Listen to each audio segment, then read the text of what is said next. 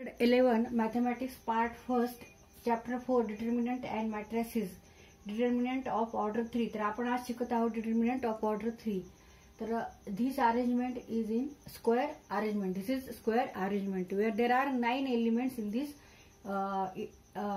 determinant and that enclosed into two vertical bars 1 and 2. त्या दोन vertical bars मध्ये हे इनक्लोज आहेत, आतमध्ये हे एलिमेंट्स आहेत. तर हे असं लिहिण्याची पद्धत आहे. त्याला आपण काय म्हणतो, डिटर्मिनंट असं म्हणतो. तर ह्या डिटर्मिनंट मध्ये रो किती आहेत, रो 1 2 3. हा एक रो, नंतर हा एक रो आणि हा एक रो, म्हणजे 1 2 3 3 रोज अँड 3 कॉलम्स.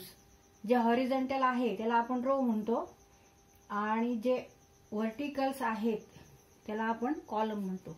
आता फर्स्ट रो मध्ये कोणते कोणते एलिमेंट्स आहेत, तर फर्स्ट रो मध्ये A11 A12 A13 हे सगळे फर्स्ट रो मधले एलिमेंट आहे. फर्स्ट रो मधले एलिमेंट आहेत. आता इथे 1 हा जो आहे हा काय रिप्रेझेंट करतो, तर हा कोणत्या रो मध्ये आहे हे तो रिप्रेझेंट करतो. आणि ते हा 1 काय रिप्रेझेंट करतो, तर हा कोणत्या कॉलम मध्ये आहे ते रिप्रेझेंट करतो. A11 म्हणजे this element in first row and first column. A12 म्हणजे हा एलिमेंट कुठे आहे, फर्स्ट रो मध्ये आहे, पण ह्याचा कॉलम कोणता आहे, सेकंड, म्हणजे इथे येणार. A13 हा फर्स्ट रो मध्ये आहे, पण कॉलम ह्याचा थर्ड कॉलम आहे. तर इथे रोज साठी आपण काय घ्यायचे, रो साठी R1. इथं हा फर्स्ट रो आहे म्हणून इथं R1 घेतले. हा सेकंड रो आहे, हा थर्ड रो आहे. आणि कॉलम मध्ये हा फर्स्ट कॉलम इथे C1 घेऊ, इथे C2 आणि इथे C3. ते इथे RI represent rows and here I is number of rows. Here CJ represent column where J is the number of column. आता समजा एक आपल्याला एलिमेंट दिलाय AIJ असा एलिमेंट आहे, तर हा काय रिप्रेझेंट करतो, हा कोणत्या कॉलम मध्ये कोणत्या रो मध्ये आहे. तर आता इथे हा एलिमेंट आहे AIJ, तर हा काय रिप्रेझेंट करतो, represent the element in ith row and jth column. आता कोणत्या डिटर्मिनंट हा आपल्याला दाखवायचा आहे, डिनोट करायचा आहे, तर तो कॅपिटल लेटरनी दाखवावा लागतो. म्हणजे कॅपिटल लेटर कोणते, ABCDE हे सगळे कॅपिटल लेटर जे आहेत त्याने आपण एखादा डिटर्मिनंट रिप्रेझेंट करू शकतो की हा determinant A determinant B determinant. आता ह्या डिटर्मिनंटला इथे आपण नाव काय दिलं नाही, तर आपण इथे A असं देऊ शकतो, A डिटर्मिनंट असं, A डिटर्मिनंट, किंवा आपण डेल्टानी सुद्धा रिप्रेझेंट करता येतो.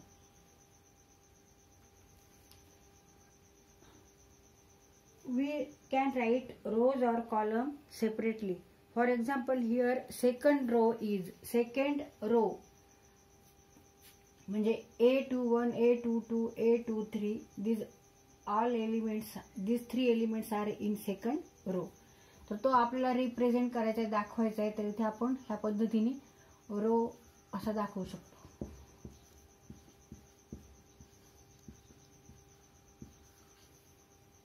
आता सगळं आपल्याला थर्ड कॉलम मधले एलिमेंट दाखवायचे. तर थर्ड कॉलम आपल्याला असा व्हर्टिकल दाखवावं लागेल. थर्ड कॉलम मध्ये हे सगळे एलिमेंट आहेत A13 A23 and A33.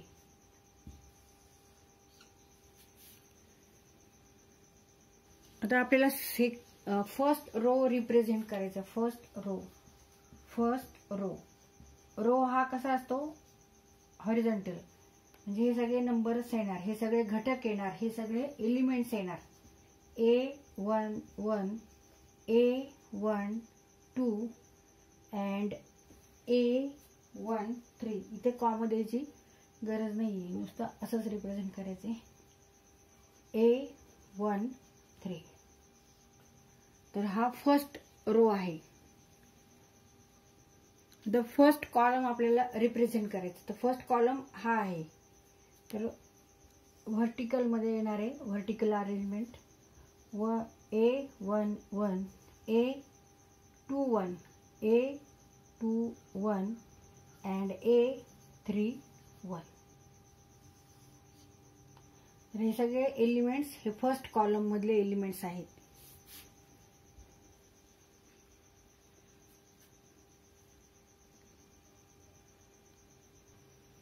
Expansion of determinant. आता हा डिटर्मिनंट आपल्याला सॉल्व्ह करायचं, ह्याची व्हॅल्यू काढायची, ह्याचं एक्सपान्शन करायचं. तर आपण कसं करणार तर ते शिकू आता. तर इथे पहिल्यांदा काय करायचं आपल्याला ह्या एलिमेंटनी मल्टिप्लाय करायचंय. कोणत्या एलिमेंटला कोणत्या डिटर्मिनंटला. तर हा जो डिटर्मिनंट आहे त्या आतमध्ये जो हा आपण धरायचा एक डिटर्मिनंट आहे. ह्या डिटर्मिनंट मध्ये आपण हा डिटर्मिनंट धरू.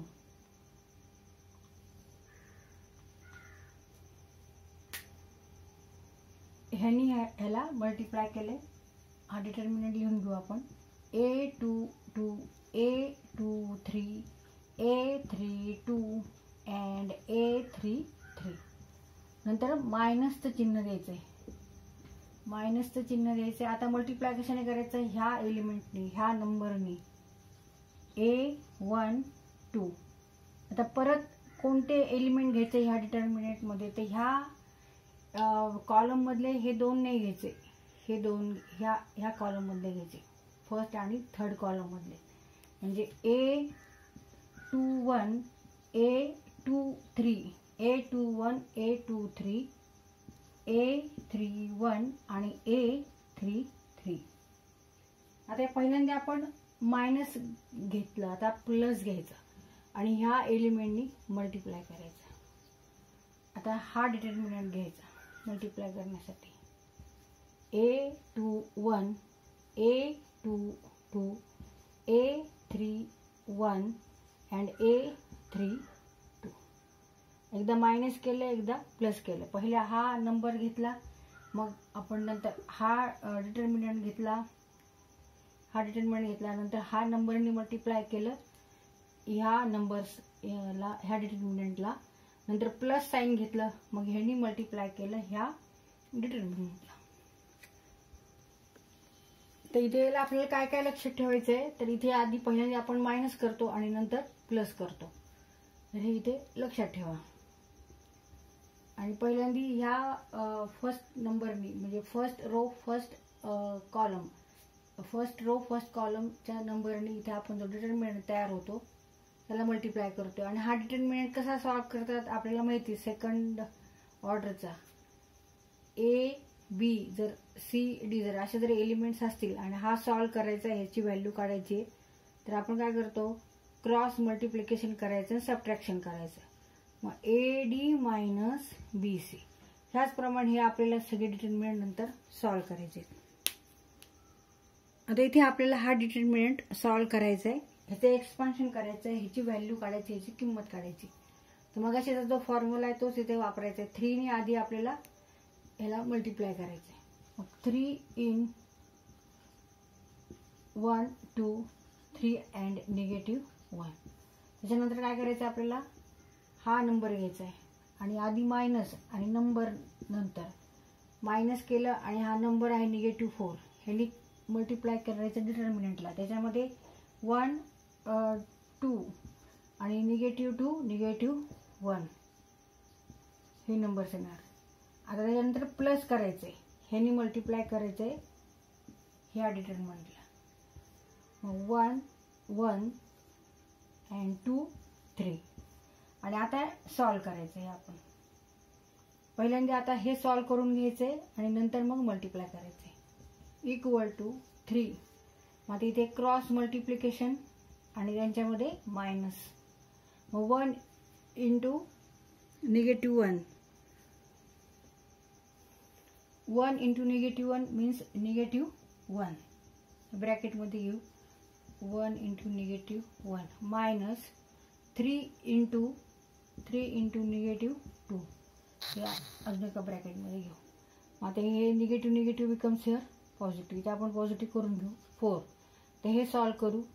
कंसामध्ये 1 इंटू -1 मायनस 2 इंटू -2 मग plus 5 1 into 3 minus 2 into 1.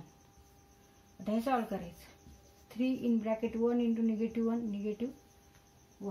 -1 and minus आणि हे 3 इंटू 6 इथे -6 होणार. Negative negative become here positive 6. नंतर plus 4 in bracket -1 negative negative becomes positive. Negative negative becomes positive 4. मग plus sign plus 1 into 3 negative 2. आता हे solve करून घेऊ.